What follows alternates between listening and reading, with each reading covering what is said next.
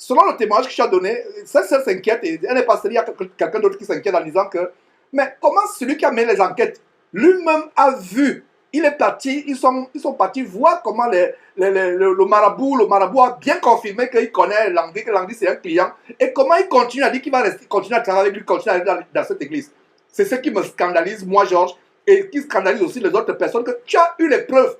Tu as vu. Donc, pourquoi peux-tu rester là si toi, tu n'es pas... Je ne comprends pas. Est-ce que tu peux nous expliquer cela, Claver? C'est tellement terrible. Oui, je ne vais pas prendre la peau de ce frère.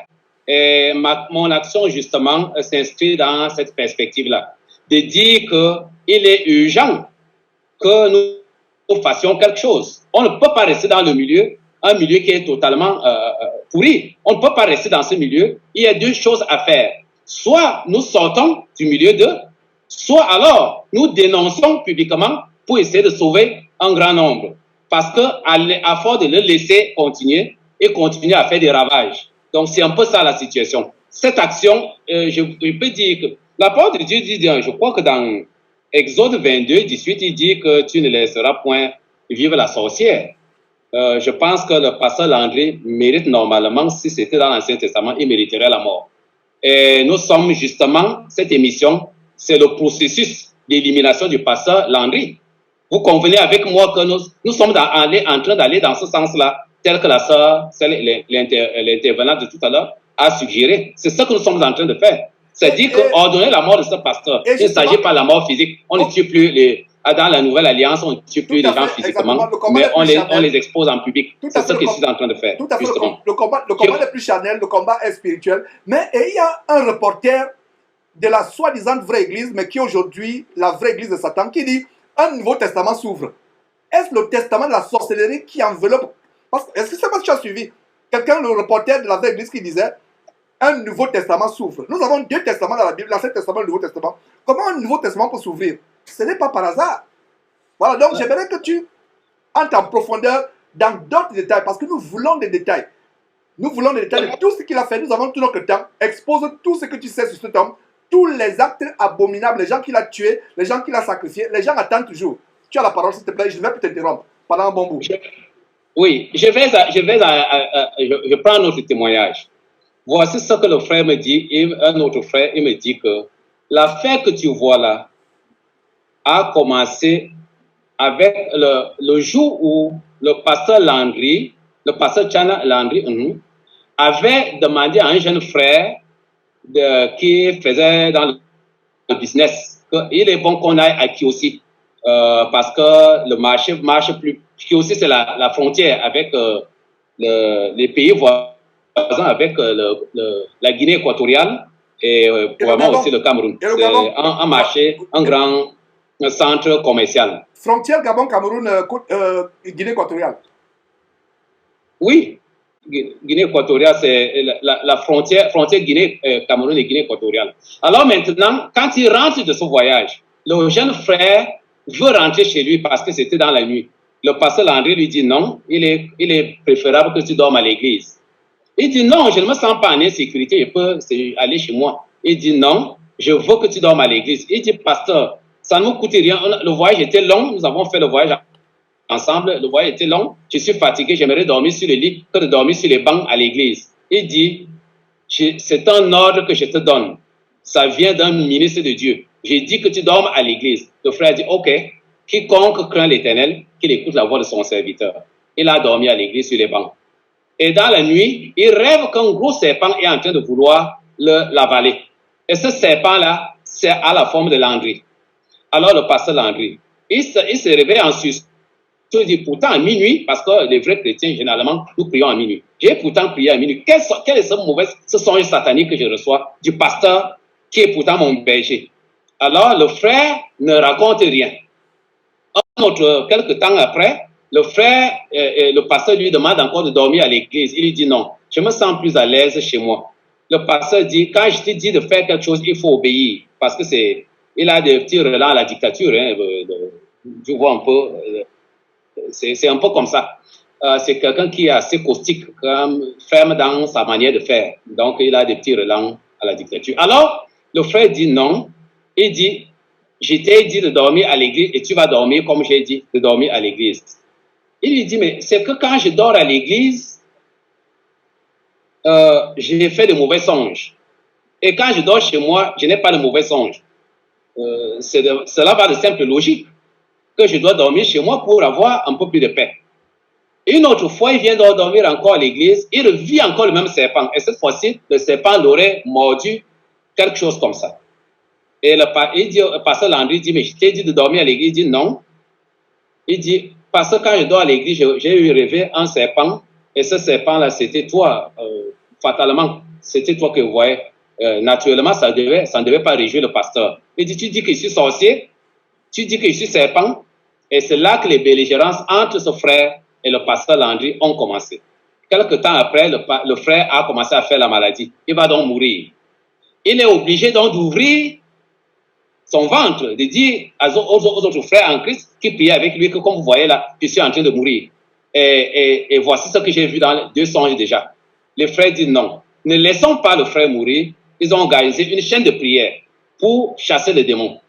Et pendant qu'il prie, le pasteur Landry est informé il dit, j'ai interdit ce groupe de prière ne doit pas fonctionner. Il dit non, le frère est en danger. Et on lui dit, il dit parce que vous dites que je suis sorcier, c'est pour cela que vous avez fait ce groupe de prière. Et chaque fois que vous priez, je sens votre prière. Il dit, mais comment tu peux sentir notre prière? Ils ont changé de localité. Ils venaient donc prier à l'église. Ils ont commencé à aller prier ailleurs. Dans une autre assemblée, on appelle cette assemblée en Colbison. Pour ceux qui connaissent les quartiers de Yaoundé. Alors, pendant qu'il prie là-bas, le pasteur Landry dit, vous continuez à prier en secret. Et je sens vos prières. Il dit, mais comment tu peux sentir? Il dit, chaque fois que vous priez, ça me trouble. Les frères sont donc étonnés, sont sidérés. Comment la prière des enfants de Dieu, on jeûne, on prie, on se sanctifie, comment cette prière peut troubler un ministre de Dieu? C'est quand même, il y avait quelque chose d'incongru. Alors, il a interdit, finalement, il a discipliné les frères. Il a dit, dès ce moment, quand vous refusez de m'obéir pour continuer avec ce groupe de prière, je vous suspends, vous ne pouvez plus prier à l'église. Les frères, donc, ont attendu quand l'homme de Dieu est à Yaoundé. L'homme de Dieu est donc venu de Douala pour Yaoundé. Il est à Yaoundé au camp spirituel de Ngousso. Alors, ils sont allés, en groupe, ils sont allés se plaindre auprès de l'homme de Dieu que le pasteur Landry nous force nous empêche de prier. Et il nous a déjà disciplinés pour nous empêcher de prier. Il dit que notre groupe de prière doit être dissous. Nous pensons que ce n'est pas normal. L'homme de Dieu prend acte. Il dit, ok, à partir de ce jour, je vais envoyer un autre frère qui va souvent vous encadrer. Essayons de dire que le frère là, son nom c'est C, la lettre C, parce que je ne veux pas donner le nom de tout le monde. Alors, le frère C arrive donc, il dit à l'homme de Dieu, lui dit, tu vas encadrer l'assemblée de Tinga, parce que Landry, tu n'es plus encadreur de Tinga. Et il dit, et quand le frère arrive, ce frère-là, lui, la première chose qu'il fait, le premier acte qu'il pose, c'est confirmer, c'est se liguer contre les frères. Il dit que vous êtes des mauvais frères, comment vous pouvez témoigner contre le pasteur, vous dites des choses contre le pasteur, je ne veux plus entendre parler de ça ici. Alors, il confirme donc ce que la discipline du pasteur Landry. Au bout d'un temps, ce frère voyage, donc on l'a affecté, c'est un serviteur de l'État. On l'a affecté quelque part au Nord Cameroun. Alors, l'Assemblée, Landry est revenu. Entre-temps, donc, qu'est-ce qui se trouve? Qu'est-ce qui se passe? C'est que, voilà à peu près comment, pour commencer, voilà à peu près comment l'autre frère, le témoignage, il dit, c'est là que l'affaire a continué. Maintenant, je m'arrête d'abord à ce niveau, je prends notre témoignage qui va corroborer celui-ci. Ça va confirmer l'autre ici. Un instant. Avant de prendre notre témoignage, il y a quelque chose que je vais dire. Je vais dire que toi et moi, nous avons été attaqués avant de faire cette émission. Nous avons été attaqués mystiquement, toi et moi. Je vais te passer la parole pour dire comment tu as été attaqué, mais je vais commencer par moi. Mais avant cela, il y a quelqu'un qui dit sur Facebook,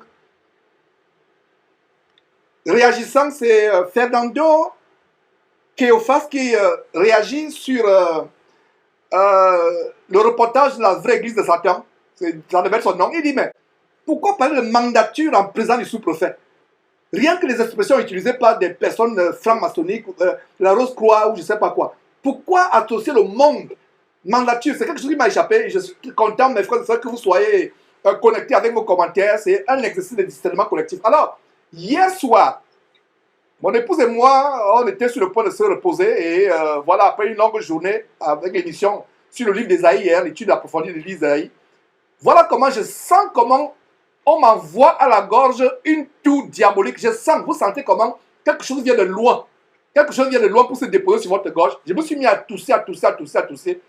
Et quand Ford me demande, Georges, qu'est-ce que tu as? Tu vas bien? Parce qu'elle a remarqué comme je toussais, elle ne disait rien. Et après, j'ai pris autorité. Il a dit, vous qui avez envoyé cette toux-là, cette démangeaison dans la gorge, c'était quelque chose de terrible. Et à un moment, la pensée qui venait, c'est que ma voix va partir, je ne pourrai plus parler demain. Alors j'ai pris autorité, j'ai chassé ce démon, j'ai dit, toi démon, qui a été envoyé pour attaquer ma gorge, je te chasse au nom de Jésus-Christ, près de ma gorge. Quelques instants après, c'est parti, j'ai dormi comme un nourrisson, un nouveau-né. Voilà ce que j'ai eu comme attaque avant de commencer cette émission. Hier soir, en programmant cette émission. Et quand j'ai partagé ça à Claver, Claver me dit que lui aussi, il a eu une expérience, peut-être pas similaire, mais une expérience d'attaque. Et il a discerné d'où ça venait. Je te passe la parole pour partager ce témoignage et continuer avec la deuxième exposition, le deuxième témoignage de vampirisme du pasteur vampire Tchana Landry Paulin de la vraie église de Satan du Cameroun. Je dois dire d'entrée de jeu que le pasteur Landry a déjà fait beaucoup d'assassinats, beaucoup de meurtres. Tout à l'heure, quand vous nous permettez, peut-être que tu as des images là-bas, tu vas m'envoyer je voudrais bien que les téléspectateurs voient les victimes du pasteur Landry. Voilà, il a fait beaucoup d'assassinats. Tout le monde qui le dénonce est susceptible de la mort. Vas-y, témoin, et immédiatement après, je vais montrer les 5 victimes. Il y en a plusieurs, mais on a les photos de 5 victimes. Témoin, et immédiatement après, on balance là. Oui, j'ai dit qu'il y a 2 jours, c'est-à-dire que déjà les frères m'avaient déjà prévenu qu'il faut faire attention. Je pense que les frères prient beaucoup pour moi, parce que beaucoup ont même commencé, des jeunes, des chaînes de prière pour me soutenir. Que le Seigneur les bénisse. Alors, avant-hier, j'ai failli trouver la mort avant-hier. Subitement comme ça, tout mon corps est tombé. Je n'avais plus de force. Toutes mes énergies, mon énergie vitale m'a lâché. Je transpirais, je n'arrivais pas à me tenir debout. Mes yeux étaient déjà éblouis. Je n'arrivais plus à voir. Je n'arrivais plus. Et j'étais dans le train. Je sortais du travail. J'ai pris le train. J'étais dans le subway. Nous appelons ça ici, subway, le train souterrain. Il y avait une dame qui était en face de moi. Elle me regardait attentivement. Elle me dit, Are you okay? Are you okay? Je n'arrivais plus à tenir, je devais m'écouler immédiatement et mourir. Je sentais comment mes yeux sont en train de se fermer et comment un brouillard en train de m'emporter et comment je suis en train de mourir. J'ai dit, mais ce n'est pas vrai. Le pasteur Landry est si puissant, avec ses sorciers sont si puissants au point de réussir à m'attaquer, à me tuer. Il a tué d'autres, mais pas moi. Ils ne peuvent pas. Alors j'ai commencé à regarder, mais Seigneur, quel péché j'ai commis? Est-ce que j'ai menti quelque part? Est-ce que j'ai regardé avec impudicité? Qu'est-ce qui se passe? Quel péché leur a permis de m'atteindre? Alors, je sors du subway, du train, je reviens, je prends le câble, le petit taxi, il y a les petits limousines là qui nous amènent jusqu'à la maison. Dans la limousine, j'ai transpiré déjà à grosse goutte. Quand j'ai dit au chauffeur, descendez moi là. Il me demande, mais are you sure? You okay? You okay? Je devais plutôt t'amener à l'hôpital. J'ai dit non, je suis descendu pour me tenir debout. Physiquement, comme ça, ne parvenait pas. Je devais simplement m'écrouler à genoux et partir définitivement. J'ai commencé donc à prier Seigneur Jésus-Christ, Seigneur Jésus-Christ, Seigneur Jésus-Christ. J'ai dit non, tout pouvoir m'a été donné, tout ça. J'ai commencé à condamner. Ils viendront par un chemin, tu les disperseras par ce chemin. J'ai utilisé la parole de Dieu beaucoup. Ils attaqueront, toute attaque contre toi sera sans effet et tout ça. J'ai commencé à citer tous les versets bibliques. Et pendant ce temps, j'ai commencé à marcher un tout petit peu jusqu'à arriver à la maison. Dès que je suis arrivé à la maison, heureusement, que ce jour-là, avant-hier, j'étais en prière toute la journée. C'est-à-dire, pour ceux qui sont spirituels, comprennent quand quelqu'un dit qu'il était en prière. J'étais en prière. Alors, donc, avant de continuer donc avec ton témoignage, montrons justement les victimes, quelques victimes, 5 victimes de ce abominable pasteur vampire. Vous voyez par exemple le pasteur Emmanuel Kamchung sur votre écran, lui aussi sorcier. Donc voilà pasteur Emmanuel Kamchung, qui est lui aussi sorcier, mais qui a été tué par le pasteur vampire Tchala, donc un sorcier pasteur, un pasteur sorcier qui est tué. Certainement il y avait une confrontation de sorcellerie. Là, il disputait le poste de PCA. PCA. Il disputait le poste. Voilà donc un autre pasteur, Evina Eba, magistrat hors échelon, qui avait été tué par le pasteur Vampire Landry. Et voilà, et c'est les choses graves. Pasteur Landry qui voudrait nous poursuivre en diffamation, il peut le faire, nous poursuivre en diffamation, même aux États-Unis, même au Cameroun, il n'y a pas de problème. C'est avec plaisir que Jérôme Cameroun participe au procès. Donc voilà, Hortense Chimi, épouse de pasteur, est parmi les frères qui ont dénoncé Landry Tchana. Et elle est morte une semaine après l'avoir dénoncé. Voilà les photos. Mes frères et sœurs, nous ne montrons pas des choses, on ne blague pas derrière Jésus-Christ TV. C'est grave. Ces gens sont des criminels. Prêts à tuer. Donc voilà une maman, Madeleine Ngenge, épouse de pasteur aussi, tuée par le pasteur vampire Landry Tchana. La liste est longue, mes frères et sœurs. Et ce qui est choquant, il y a une dernière victime qu'on va vous montrer. Voilà Madeleine, la 4e victime. Il y a aussi ce haut cadre agrégé, on peut dire docteur ou agrégé, pasteur Kizito Mvogo, PDG et directeur au ministère des Mines, qui est tué par le pasteur Landry Tchana. Et vous voyez comment, là, sur la photo, il intervenait à la Banque mondiale, je crois, à New York. Donc voilà des pasteurs vampires qui ont été tués, mes frères et sœurs. C'est tellement sérieux. Claver, tu as la parole. Oui, je passe à l'autre témoignage.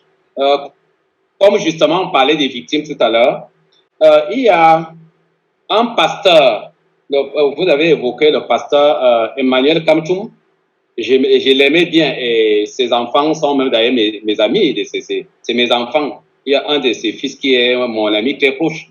Je regrette, mais je dois dire quand même la vérité. Je suis tenu à l'obligation de la vérité. Je dois dire la vérité. Je ne suis pas en train de souiller la mémoire de son père. Je m'en excuse vraiment. Mais je dois dire la vérité. S'il ne le fait pas, Dieu va me frapper. Il vaut mieux que je craigne Dieu que de craindre de perdre une relation. Alors, le pasteur Kamchum est malade à Ngousso, l'assemblée de Ngousso où il était pasteur. Et on l'amène en urgence à Tiko, là où il y avait l'homme de Dieu, pour que l'homme de Dieu prie pour lui, parce que c'est généralement comme ça. Quelqu'un parmi vous est-il malade, qu'il ait appelé les anciens de l'église et qu'il prie pour lui, et puis tout ça en voyant Dieu les autres, tout cela est biblique. Alors, il s'en va, on l'amène donc, quand son état a été déjà avancé, on l'amène à Tiko pour que l'homme de Dieu prie pour lui, et l'homme de Dieu le renvoie. Il lui dit, je ne peux pas prier pour toi. J'étais bien dit de ne pas fonctionner avec le pasteur Landry, qui n'est pas bien. Il pratique la sorcellerie, tu n'as pas voulu, ok, va donc, il prie pour toi. Il le chasse donc de là. Alors, désemparé, il ne sait pas comment faire, il dit à son chauffeur, conduis-moi. Au retour, il s'arrête à Douala, dans une assemblée, un pasteur veut prier, et quelqu'un signale au pasteur que, comme tu vois là, tu le vois en train de confesser là, comme tu le vois là, et il a été chassé par l'homme de Dieu. Le pasteur dit, ok, dans ce cas, je ne peux pas surpasser l'homme de Dieu si l'homme de Dieu n'a pas pu prier. Amenez-le chez lui à Yaoundé. Je ne sais pas ce qui va arriver. Mais entre-temps, il a eu le temps de confesser ses péchés. Parce que avant qu'on ne prie sur quelqu'un, on demande qu'il confesse. Voici ce qu'il a confessé en langue banganté. Et celui qui était là, je garde leur nom. Mais si on va au tribunal, je vais sortir toute la liste. Donc maintenant, celui qui était là, qui a suivi la confession et qui comprenait la langue banganté, le pasteur Emmanuel Kamchum a dit, Landry veut quoi? Qu'est-ce que Landry me veut? Il a demandé, il a dit, tuons le pasteur Evineba. J'ai fait le travail. Evineba est mort. Il a encore dit, donne-moi ta femme. J'ai donné. En passant, sa femme est morte d'accident de circulation. Donc sur la route de Douala, et c'est ce pasteur qui conduisait, ils ont fait un accident et sa femme est morte sur le champ. Alors il dit dans sa confession qu'il a demandé ma femme, j'ai donné. Maintenant, il demande encore mes 2 enfants, mes 2 fils. Non. Je ne peux pas. Je préfère aller moi-même. Je préfère qu'ils me prennent moi-même. Et ils sont donc, on les a mis en route pour rentrer à Yaoundé. Sur la route, entre Douala et Yaoundé, là où sa femme a fait l'accident, le chauffeur décrit, je vais donner tous ces noms-là, si je vais au tribunal, je vais donner tous ces noms-là, tout ce monde-là sera au tribunal.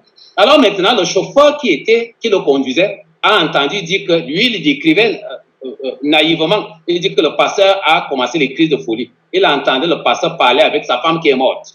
Que non, c'est Landry qui m'a fait comme ça, c'est qui a dit qu'il passe comme ça, tout. Et je ne devais pas te sacrifier et tout. Bref. Et lui croyait que le pasteur a perdu la raison. Il décrit ça naturellement comme un scientifique, un homme de science. Il ne connaît rien des démons et autres.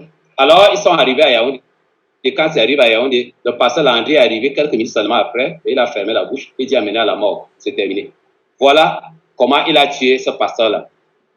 Quand il dit, on dit, et tout cela est concordant, c'est extrêmement vrai que il faut que tu sois, qu'il y ait un autre esprit en toi pour ne pas croire que ce soit vrai. C'est tellement concordant qu'il a demandé, il a dit qu'on tue Evineba. Et puis on a tué Evineba. Et j'ai bien la femme de Evineba, peut-être qu'elle nous écoute maintenant, elle a refusé, elle a dit, je ne peux plus rendre un autre thème. Je ne peux plus rien parler là-dessus.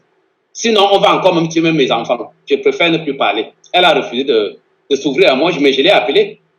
Donc, tout le monde sait qu'il a tué le pasteur Evineba, un illustre magistrat de ce rang. Nous l'avons perdu comme ça.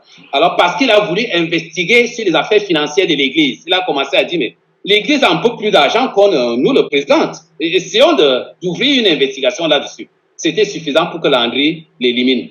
Alors maintenant, ça c'est un témoignage. Je vais encore aller à l'autre.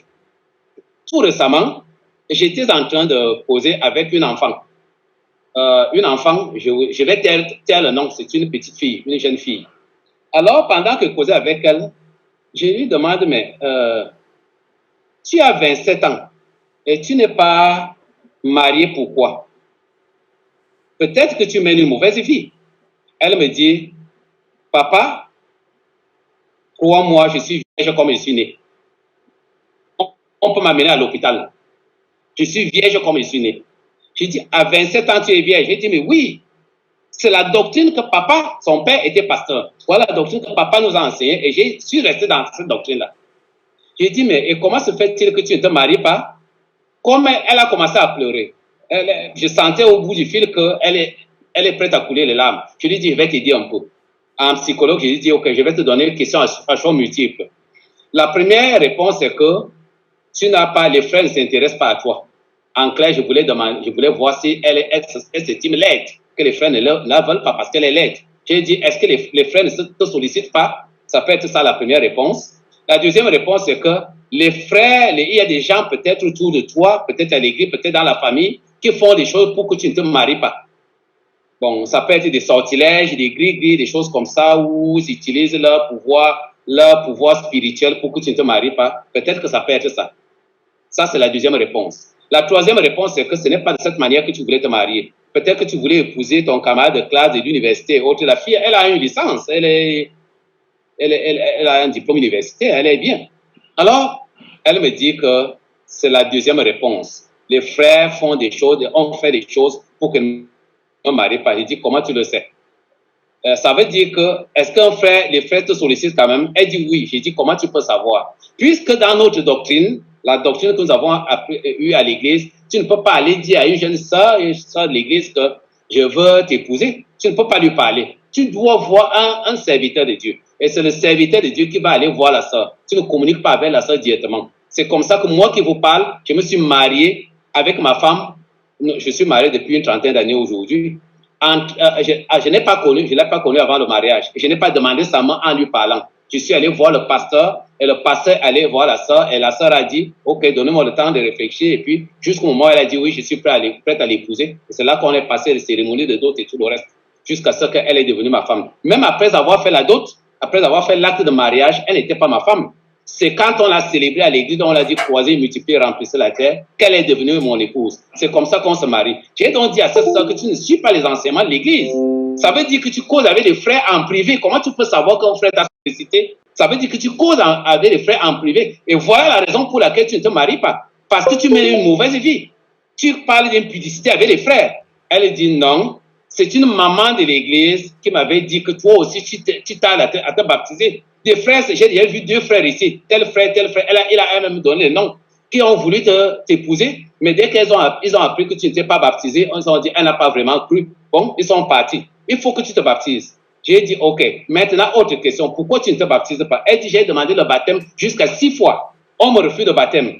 Je lui dis, mais comment on peut... Il dit, une fois même, j'avais déjà confessé mes péchés au bord des eaux. Après, à être trempé dans l'eau, on est venu me retirer des rangs. On a dit, tu ne peux pas te baptiser. J'ai dit, ok. Qu'est-ce qui peut être là? Qui est-ce qui empêche que tu te baptises? Elle est restée tranquille, elle ne voulait pas parler, prononcer le nom de Landry. Parce que dès que tu prononces ce nom-là porte la mort. Alors, elle ne voulait pas parler, elle avait peur. J'ai dit, c'est le pasteur Landry. Elle dit oui. J'ai dit, comment est-il arrivé à te haïr à ce niveau pour que tu as été désobéissante à l'église et tu n'as pas fait ce qu'on a demandé de faire? Elle dit non. Elle m'a donc raconté ce témoignage et je vais vous le livrer.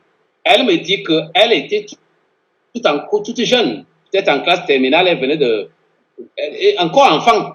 Et maintenant, elle a été allée à la prière, elle a reçu le baptême dans le Saint-Esprit, elle a commencé à parler en d'autres langues. Elle dit, un autre jour, pendant qu'elle priait avec les autres frères, elle a vu un serpent, un gros serpent apparaître. Et une écriture s'affichait là. Et une voix lisait cette écriture en disant que c'est le pasteur Landry. Ce serpent-là, c'est le pasteur Landry. Elle a eu peur, elle dit, je n'ai même pas dit à ma mère. J'ai craint de dire, je n'ai pas dit à quelqu'un. Elle a dit non. On risque de dire que j'ai eu un mauvais esprit. Parce que comment je peux voir le pasteur Landry en serpent? Et la voix apparaît. Quel est ce Saint-Esprit? Parce qu'elle a reçu le Saint-Esprit avec des dons spirituels. Parmi lesquels le don de prophétie, d'interprétation, et de vision et tout le reste là. Alors maintenant, une autre fois, elle est encore en prière avec les autres frères. Elle revoit encore le même pasteur et le même serpent et tout ça. Cette fois-ci, elle était obligée de dire aux gens. Et tout le monde s'est écrié à l'assemblée que quoi? Toi aussi? Elle était étonnée. Elle ne savait pas qu'il y avait une affaire de serpent qui se parlait depuis longtemps contre le pasteur Landry. Elle dit, mais donc ça s'est passé avant. On dit, mais non, tout le monde sait qu'il a un serpent. Tout le monde sait qu'il est serpent, il tue les petits-enfants. En passant, il aime beaucoup les petits-enfants, les jeunes. Vous savez très bien que dans le monde parallèle, quand tu tues un jeune, tu prends ses énergies. Si tu tues quelqu'un qui a 50 ans, il ne vivra que 10 ans parce qu'il devait mourir à 60 ans. Tu ne gagnes pas beaucoup. Il faut tuer quelqu'un qui est une jeune personne pour gagner plus. Donc, il a un relan favori vers les jeunes enfants.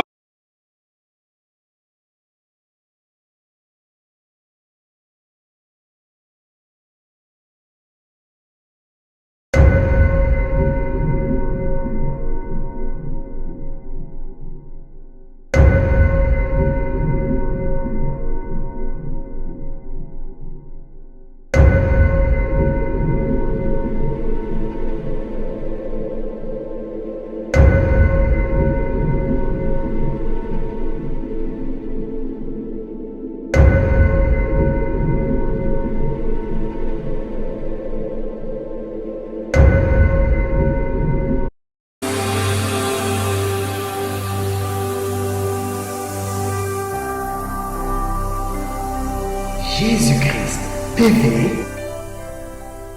vous connaîtrez la vérité et la vérité vous affranchira.